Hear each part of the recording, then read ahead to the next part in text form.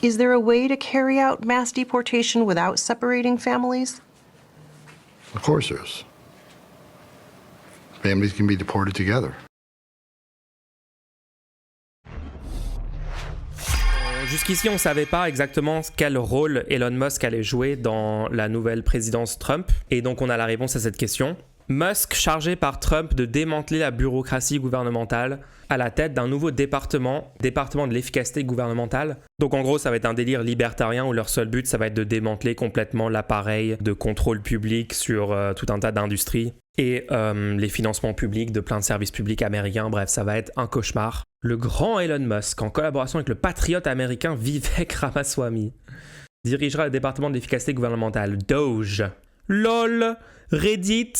Le Epic Doge. Oh, tellement cringe tout ça. C'est vraiment la pire timeline imaginable. Réduire les réglementations excessives, réduire les dépenses inutiles et restructurer les agences fédérales. Essentiel au mouvement Sauver l'Amérique. S'est réjoui Donald Trump dans un communiqué publié le mardi 12 novembre dans la soirée. Ceci deviendra potentiellement le projet Manhattan de notre époque. Dans le sens où ça va conduire à des millions de morts, j'imagine du coup. Les macronistes qui feraient ça, hein, c'est un peu ce qu'ils veulent faire aussi. Économiser 2000 milliards de dollars. Un chiffre représentant environ 7% du PIB, soit l'équivalent du déficit annuel et 30% des dépenses fédérales. 30%, donc ils veulent réduire de 30% les recettes et les dépenses publiques, quoi. Ok. Après, il a viré 75% du staff Twitter. Oui, c'est vraiment, on applique les mêmes méthodes qui ont détruit Twitter à l'État américain. Stylé. La tactique Trump 2 devrait être d'étouffer le pouvoir réglementaire des agences fédérales. C'est ce qui avait été fait lors de son premier mandat avec l'EPA, l'agence de protection de l'environnement, confiée à un lobbyiste pétrolier et climato-sceptique de l'Oklahoma, Scott Pruitt.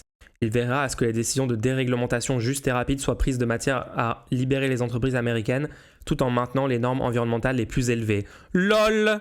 Bien sûr. On va tout déréguler le plus vite possible pour libérer les entreprises, mais bien sûr, on maintiendra toutes les normes environnementales, bien sûr. Bah oui, c'est deux choses, c'est littéralement le contraire de ce que tu as dit juste avant dans la phrase, mais ok. Donc voilà, full pro charbon, full pro pétrole, pro voiture, le truc le plus enculatoire possible pour le climat. Dans le pays qui est le premier émetteur de gaz à effet de serre et le leader mondial de tout un tas d'industries, de décisions géopolitiques, de décisions d'investissement énergétique, blablabla. Bla bla bla bla. C'est un cauchemar. En fait, c'est marrant parce que du coup, pour en dire un peu plus sur la collaboration Musk-Trump, là, je sais pas si vous vous souvenez un petit peu de la timeline de leur relation, mais déjà, Musk n'était pas pro-républicain il y a quelques années, d'accord ? Il est devenu pro-républicain de façon super opportuniste, juste avant qu'un scandale éclate sur une agression sexuelle ou un truc sexuel bizarre qu'il avait fait avec une meuf sur un avion, enfin bref. Juste avant que ce truc-là il sorte, il avait commencé à clamer son soutien pour les républicains, quoi. Au début de la campagne présidentielle, si vous vous souvenez bien, il n'était pas pro-Trump au début, Musk soutenait Ron DeSantis comme candidat républicain contre Trump au début de la campagne présidentielle américaine. D'accord, vous vous souvenez, il y avait eu un appel pour lancer la campagne de DeSantis sur Twitter, un peu après le rachat de Twitter par Musk. C'est un néo-nazi, DeSantis, il est très très très extrême, il est peut-être encore plus idéologiquement fasciste que Trump potentiellement, parce que Trump c'est un peu un bouffon, il n'a pas vraiment de conviction idéologique hyper profonde, il est très opportuniste et il est aussi beaucoup centré sur ses intérêts personnels, et aussi il est très manipulé, il est beaucoup plus un pantin pour d'autres forces derrière qui l'utilisent pour leurs intérêts, bref. Mais voilà, donc Musk était derrière DeSantis. Une fois que c'était garanti que DeSantis ne serait pas le candidat républicain et que c'est forcément Trump qui allait se représenter, Musk a lâché ça et il a fait toute la campagne avec Trump.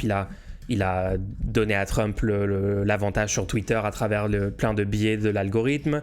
Vous avez des gens qui apparemment se sont introduits sur un site de Tesla et ont projeté cette vidéo sur un mur dans un... Je sais pas si c'est une usine Tesla ou juste un local, enfin j'en sais rien, mais écoutez ça. The world's richest person, the owner of Tesla and X, bought the global town square, then corrupted it before using his immense wealth to help elect a convicted felon.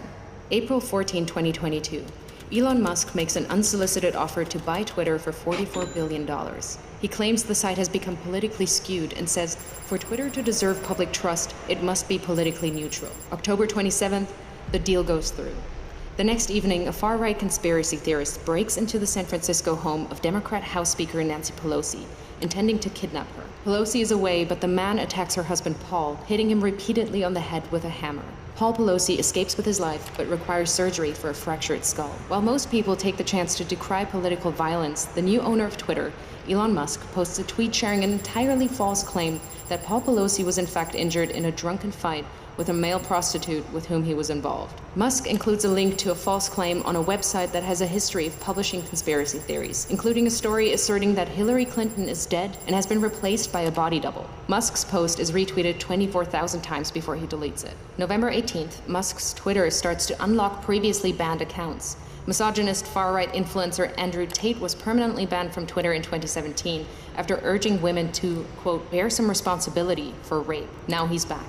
Tate posts, I've decided to fly to the failed state of California, walk into Twitter HQ, and tell @Elon Musk he's a legend. On my way.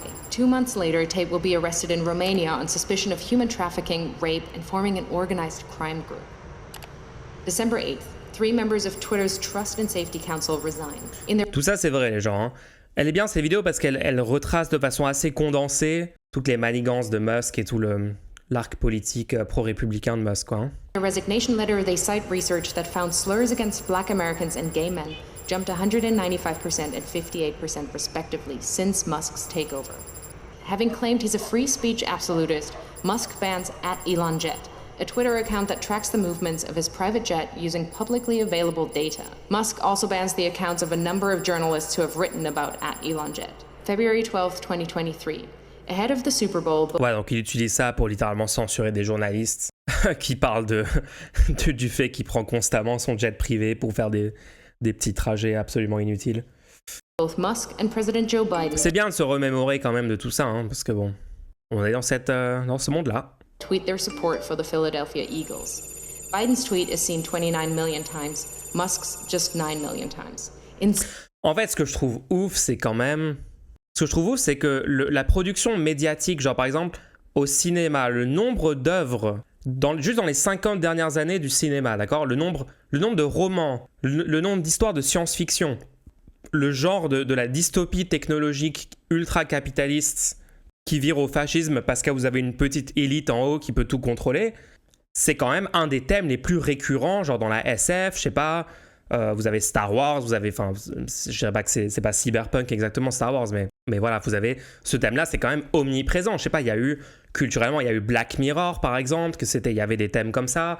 Combien de séries, combien de films, combien de trucs. Une majorité des gens qui votent Trump ou qui votent Bardella en France ont vu ces trucs-là, ont consommé ces œuvres, culturellement sont impactés par ça. Comment est-ce que les gens, après tout ça, vont quand même voter pour les politiciens qui sont littéralement ce qu'on a dans ces films-là, dans ces œuvres-là. Mais le problème, c'est que la moitié des gens trouvent ça cool, le technofascisme dans ces films. Peut-être trouvent l'esthétique du monde cool et tout, parce que il y a des guns, il y a des néons, il y a des trucs, ok, cool. Mais quand même, quand tu vis tout ce monde-là à travers un personnage principal qui est antifasciste fondamentalement et critique de ces ultra-puissants, c'est difficile quand même politiquement de pas conclure que ce monde-là, il est catastrophique et il faut tout faire pour pas qu'il advienne, quoi. Un mois après avoir vu le film, je sais pas s'il reste beaucoup plus que l'esthétique. Ouais, mais genre, il y a des films tous les mois qui sortent qui sont dans ce thème-là, non? Genre, tu vas revoir le prochain. T'es quand même impacté normalement tout au cours de ta vie par ces films, par ces livres, par ces séries télé. Je sais pas, je trouve ça trop chelou. Quel rapport on peut apprécier une œuvre sans forcément être 100% d'accord avec le message du film et aussi avoir ta propre interprétation assez réducteur? Oui, genre tu vas regarder Star Wars et sortir avec l'interprétation. Non, quand même, l'Empire, ça pouvait être cool quand même. Ça pouvait être un bon projet politique, Palpatine. Les films sont relativement caricaturaux, la réalité est plus subtile. Pascal, ça dépend des films, hein, ça dépend des films. Par exemple, vous vous souvenez Don't Look Up? Don't Look Up, je trouve, était pas vraiment dans la caricature, hein. Je suis désolé, mais ce qui se passe aux US dans la vraie vie est encore plus caricatural que tout le scénario de Don't Look Up. Vous voyez l'aspect caricatural de ces œuvres de fiction et tout, mais le problème c'est que la réalité est en fait beaucoup plus caricaturale. Genre, s'il y a 20 ans, quelqu'un faisait un film de tout ce qui s'est passé depuis 2016 aux US avec Trump, Musk, les milliardaires, Jeff Bezos, machin, tout le monde aurait dit c'est caricatural il y a 20 ans. Mais là, c'est juste la vraie vie. Donc le COP n'est même pas vraiment caricatural comparé au plateau télé français. Ouais, en France, vous avez Pascal Praud qui dit mais arrêtez avec le changement climatique à longueur de plateau. Et après, vous dites Don't Look Up, c'est caricatural. Musk leaves the game early and calls an impromptu meeting of Twitter engineers at 2:36 a.m. Their job? To change the Twitter algorithm to artificially inflate the reach of Musk's tweets by a factor of 1,000. making him the preeminent presence on the site. July 23rd, Musk announces Twitter is now called X. August 25th, Donald Trump, once banned, returns to the platform by posting a picture of his mugshot from Fulton County Jail with... Parce que pour moi, tu vois, des vidéos comme ça qui retracent en fait toute l'influence que Musk a eue sur cette élection, déjà tout le monde devrait voir cette vidéo, mais tout le monde devrait la montrer surtout aux gens qui sont dans la vibe un peu centriste, un peu genre, non mais on peut rester dans le capitalisme. Oui, il y a des mauvais aspects dans le capitalisme. Bien sûr, les inégalités sont trop fortes, donc il faut un peu redistribuer les richesses, mais fondamentalement, il n'y a pas d'autre système économique qui marche. La propriété privée lucrative, des moyens de production, les entreprises de tout, de toute notre économie, quoi. Il faut pas la remettre en question parce que quand même, si jamais on allait plus dans le sens de services publics, de socialiser des trucs comme ça et tout, il y aurait d'autres problèmes qui seraient plus grands. Tous ces gens-là qui sont pas encore convaincus par vraiment l'idée de remettre en cause fondamentalement le système économique devraient voir cette vidéo parce que là, on a la preuve qu'en fait, en laissant perdurer une oligarchie de centimilliardaires, ce qui est ce qu'on a actuellement. Des gens ont plus que 100 milliards individuellement de capital et ils l'utilisent pour leur influence politique. Je sais pas, moi, en fait, voir cette vidéo et après sortir de ça et dire non, en fait, on peut quand même laisser ces gens-là avoir cette richesse et les laisser agir comme ça dans la nature pour servir leurs intérêts. Comment tu peux sortir de là en validant ça, quoi? Ça aide à rendre compte que le pouvoir médiatique du capital nuit au système démocratique. Ouais, voilà. Ça, c'est un truc que normalement, par exemple, entre des élections, la gauche de rupture devrait être massivement en train de travailler à convaincre les gens qui sont quand même globalement de gauche et progressistes et tout, mais à devenir plus solides sur la remise en question de ces choses-là, quoi, à se rendre compte vraiment de l'ampleur du problème pour la démocratie. Et je sais pas à quel point les gens vraiment font un effort de parler à leurs proches qui sont plus glucksmaniens mental, macronistes mental, PS mental et tout, je sais pas. November 15th, in a post promoting the racist conspiracy theory that Jewish people are importing immigrants to America to fix elections for Democrats, one ex-user writes, Jewish communities have been pushing the exact kind of dialectical hatred against whites that they claim to want people to stop using against them. Musk replies saying, you have said the actual truth. In response, several advertisers... Ah ouais, j'avais oublié la fois où il avait répondu en validant un propos antisémite d'un néo-nazi. C'est vrai, ça fait partie des choses qu'il a faites. Including Disney, Warner Brothers, and Comcast, pause their advertising on X. Musk then tells advertisers concerned by hate speech on the platform, Go fuck yourself. Go fuck yourself. Is that clear? Over subsequent months, Musk will become obsessed with the false claim that Democrats are allowing immigrants into America to create more Democratic voters, in effect, stealing the coming election, sharing the claim numerous times with his followers and pushing it to tens of millions more who choose not to follow him. A year later, it will be revealed that Musk, a South African immigrant, worked illegally in the US in the 1990s. November 25th, on X, Musk boosts the Pizzagate conspiracy theory, a long-debunked claim alleging high-profile Democrats ran a pedophile abuse ring from a Washington pizza restaurant. May 2024, Musk creates a political action committee which he calls America PAC. Its objective is to mobilize 1 million Republican voters in swing states in an effort to hand the election to Trump. Musk commits to putting tens of millions of dollars of his own money into the Get Out the Vote push. Musk calls Trump on behalf of J.D. Vance, urging Trump to select Vance as his running mate. Vance says abortion is murder and insults women who haven't become mothers.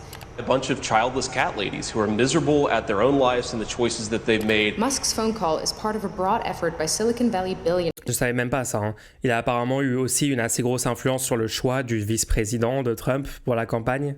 En gros, la situation là maintenant des US, c'est en gros Elon Musk est président.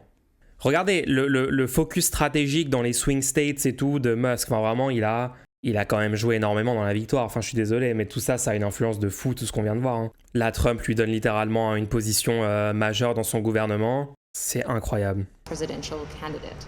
September 6th, Trump says that if he wins, he will appoint Musk to head up a government efficiency commission.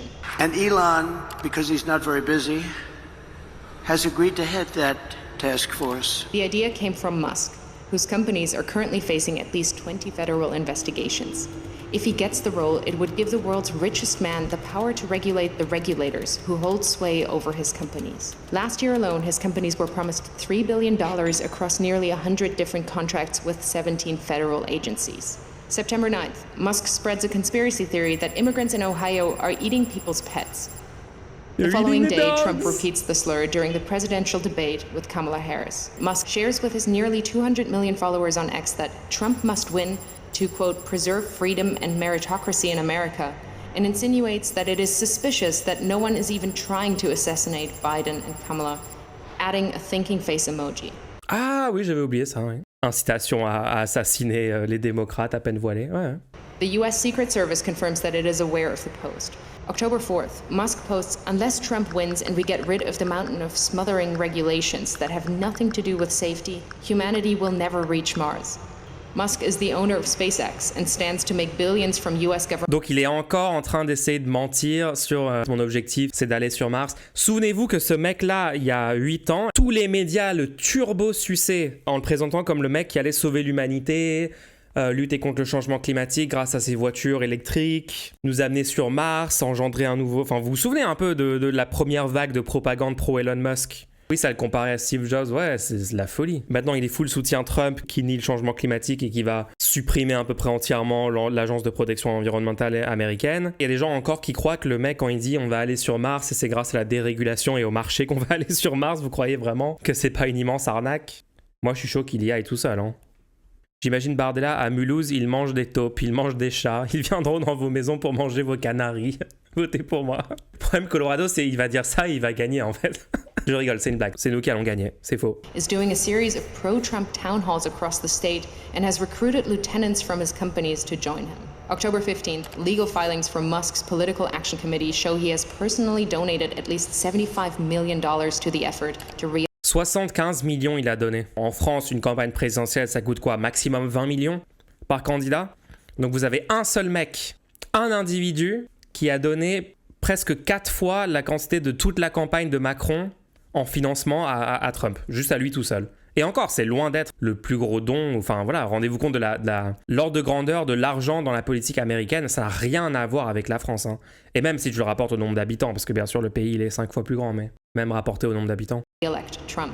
October 18th, it's revealed that another Musk-funded group called Future Coalition PAC is targeting Muslim voters in Michigan and Jewish voters in Pennsylvania with diametrically opposed political advertisements about Kamala Harris. In areas with large Muslim populations, the group is painting Harris as a close friend of Israel and is suggesting that she's beholden to the beliefs of her Jewish husband.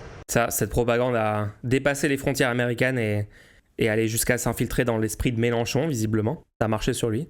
But in areas with large Jewish populations, the ads say Harris panders to Palestine. Regardez, votez pas pour elle, elle est pro-palestinienne. Et dans la communauté où il y a une disproportion de personnes musulmanes, regardez, elle est pro-Israël, votez pas pour elle. He also starts giving away $1 million a day to a randomly chosen voter who signed the petition. October 19th, it's revealed that the Building America's Future PAC, another Musk-funded campaign group, is impersonating the Harris campaign by setting up a fake website containing fake policy positions, then sending out text Ah, ils ont fait une Macron. Ils ont fait un faux site pour se faire passer pour la gauche. messages driving voters to the fake site. November 5th, Trump wins the presidential election. Voilà les gens. Qu'est-ce que je peux vous dire de plus ? On a d'autres nouvelles de d'autres membres du cabinet de Trump là qu'il a choisi. Notamment le gars qui va s'occuper de la déportation de masse. Well, Trump's plans for mass deportations has many migrants living in fear and uncertainty. And as Ali Bauman reports, the changes may challenge New York's status as a sanctuary city. 4 meses llevo aquí. Deanna Rosales arrived in New York City from Ecuador with her newborn 4 months ago. She asked we not show her face for fear of her family's safety, a fear which has become more familiar after the election. Sí, miedo, sí. Yes, I'm afraid, she told us in Spanish, because I have nowhere to go and I'm in a bad situation right now because my baby's father was detained. Migrants are very worried, so they come to us with that sense of urgency, like what do we do now? Power Malou helps connect migrants in New York City with legal services. He says that task has become more urgent with President-elect Trump's looming plan to deport potentially millions of undocumented immigrants. Trump's pick for border czar, Tom Homan, promises to carry out his mass deportation plan with or without the cooperation of so-called sanctuary. Tu vois déjà rien qu'à sa tête que le mec est un fasciste qui va détruire ta vie, quoi. On dirait un méchant de jeu vidéo sur les nazis. C'est fou quand même, hein. With or without the cooperation of so-called sanctuary cities. We'll know who we're going to arrest, where we're most likely to find them based on numerous investigative processes. In the meantime, Deanna Rosales says she accepts that she may have to return to Ecuador. Entonces por uno pagan todos. I came here to work, not to commit crimes or steal, she says. If the president is going to do what he has to do, then what can I do? I hear a lot of people say, the talk of a mass deportation is racist. It's threatening to the immigrant community. It's not threatening to the immigrant community. It should be threatening to the illegal immigrant community. But on the heels of historic illegal immigration crisis, that has to be done. What would the largest deportation in American history look like to you? Well, let me tell you what's not going to be first. It's not going to be... Juste, je rappelle, c'est exactement comme en France, les personnes en situation irrégulière aux États-Unis contribuent positivement aux finances publiques, contribuent positivement à l'économie. Ça n'a juste aucun sens. La vraie politique qui devrait être menée, c'est une politique de régularisation de ces millions de personnes pour qu'elles puissent travailler dans des conditions légales, pour qu'ils puissent juste participer au système de façon légale. Et d'ailleurs, pour arrêter la pression à la baisse sur les salaires des Américains, parce que vous avez, par exemple, dans l'agriculture aux States, énormément de personnes en situation irrégulière qui travaillent, et du coup qui sont ultra mal payés. Enfin voilà, vous connaissez la problématique, c'est à peu près pareil dans tout un tas de pays. Donc là, vous entendez que Oman, il est en train de dire oui, mais en fait, c'est pas les communautés de personnes immigrées qui devraient s'inquiéter, c'est juste les personnes immigrées illégales en situation irrégulière qui devraient s'inquiéter. Sauf que, devinez quoi ?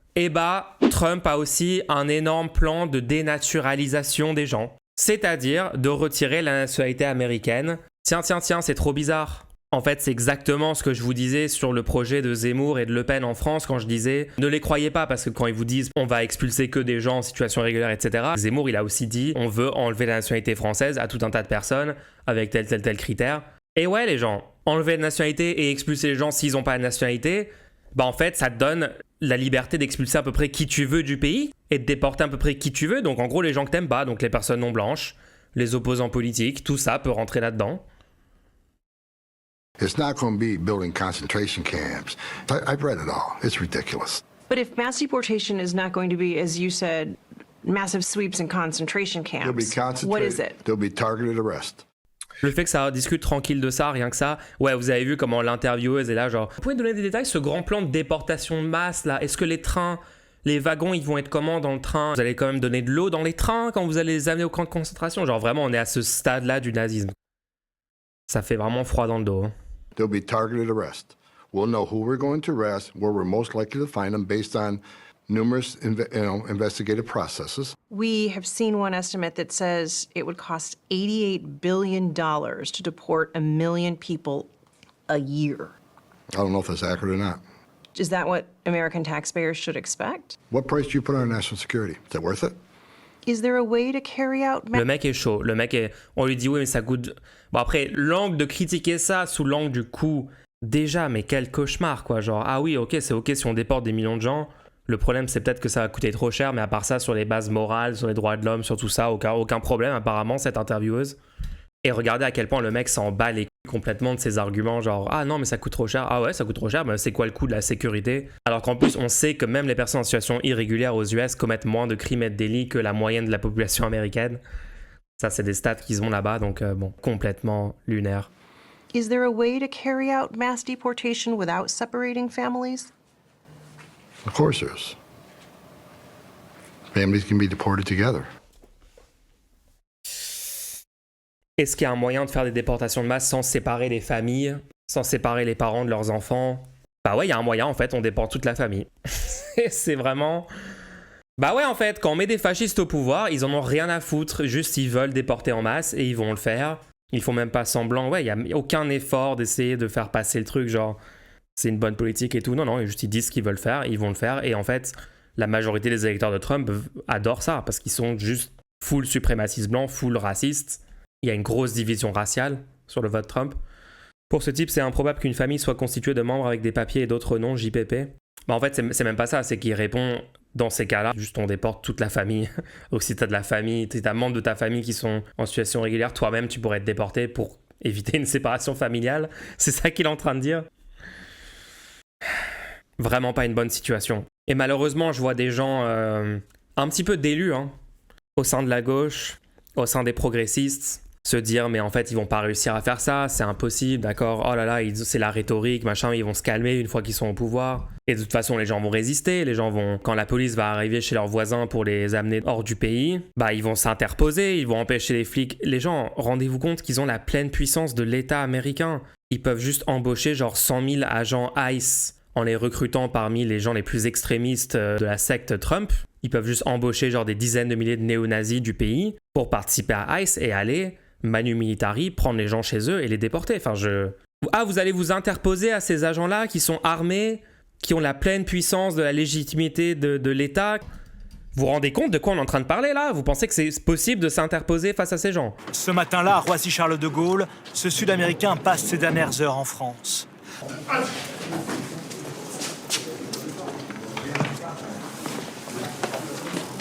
Entouré d'une dizaine de policiers, avec l'accord du pilote et avant que les passagers n'arrivent à bord, le Sud-Américain est embarqué de force. On peut espérer qu'il y aura une résistance massive contre. Ça fonctionnera pas, c'est pas possible. Une fois qu'ils ont la police, l'armée, toutes les agences gouvernementales derrière eux, c'est fini. Ça s'appelle le fascisme en fait. Et je sais que ça fait des années que j'essaie de l'expliquer pour qu'on évite l'arrivée au pouvoir de ces gens-là dans notre pays, mais dans n'importe quel pays. Parce qu'en fait, je suis au courant de à quel point, une fois qu'ils sont là, c'est finito. Si c'est impossible, tu dis que c'est perdu, il faut pas résister. Mais je sais pas ce que t'entends par résister. Genre concrètement, t'es aux US et là, tes voisins mexicains se font déporter. Qu'est-ce que tu fais pour résister face à ça? Vous êtes au courant qu'aujourd'hui en France, il y a des gens sous OQTF, on vient les chercher chez eux et on les amène dans un centre de rétention administrative. Il y a personne qui résiste. Les Juifs en 40 se sont aussi dit que les nazis n'éradiqueraient jamais tout leur peuple. Ouais. Ah non, mais ça n'arrivera pas. Non. Le nombre de gens qui avaient sous-estimé la dangerosité des nazis avant leur arrivée au pouvoir, c'était... La gauche, d'ailleurs, avait complètement sous-estimé le danger et l'impact de laisser gagner le NSDAP. Oui, à l'époque, oui. Ils ont des F-35 et des B-52. Ouais, bah oui. On peut espérer qu'il y aura une résistance massive contre. En fait, la résistance, c'était d'empêcher l'arrivée au pouvoir de ces gens. C'était ça, la résistance massive. Faut pas rêver, aux USA, ils savent pas manifester.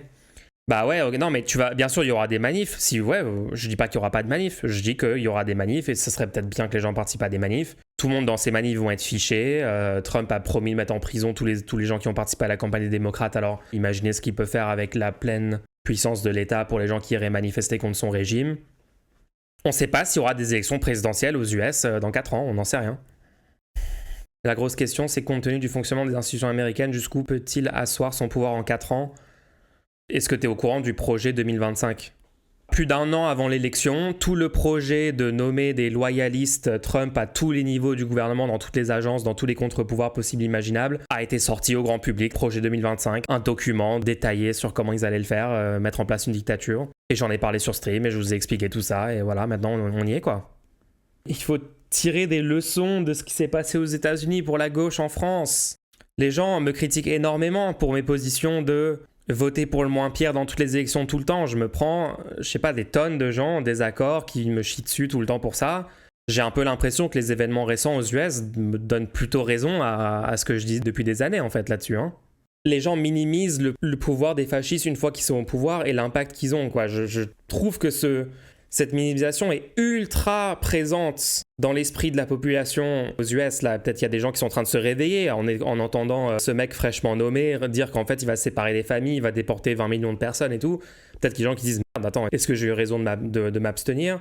Je suis en train d'essayer de convaincre à quel point, oui, quand ces gens-là arrivent au pouvoir, il y a un impact. Il y a 2 semaines, j'ai eu une conversation avec un mec en France. J'essaie de lui dire que en fait, c'est important quand même d'aller voter et tout. C'est un abstentionniste. Le mec me dit, il n'y a aucune différence. Tous les candidats feront la même chose. C'est la même politique appliquée de toute façon. Rien ne changera. Même si c'est l'extrême droite, ils feront la même chose que font les macronistes. Même si c'est la gauche, ce sera pareil. Il n'y a rien qui peut changer jamais. Les gens ne comprennent pas que ça peut être 1000 fois pire qu'aujourd'hui. Et que les trucs qu'on est en train de voir aux US peuvent arriver en France. Oublie le légalisme, Mulch, t'es d'élu, je crois que t'as une fausse idée de ce qu'on pense. Justement, si on dit qu'il faut résister et que la démo... Arrête, s'il te plaît, Aro, juste arrête de me dire il faut résister. Alors dis-moi ce que t'entends par il faut résister. Genre, le fascisme, tu le bats pas par le vote. Ok. On combat pas le fascisme par le vote, alors qu'on vient littéralement d'avoir le fascisme au pouvoir aux US parce que les gens sont pas allés voter pour l'alternative pour faire barrage. Je peux plus vous gérer, en fait. En fait, le seul truc qui peut mettre des bâtons dans les roues à Trump et faire une guerre civile sont les États qui ont élu des Dems et pourraient refuser d'appliquer les décrets de législation. Honnêtement, je pense que ça va être très insuffisant, les États démocrates, pour lutter contre ce que prépare Trump. Voilà pour ce qui se passe aux US. you.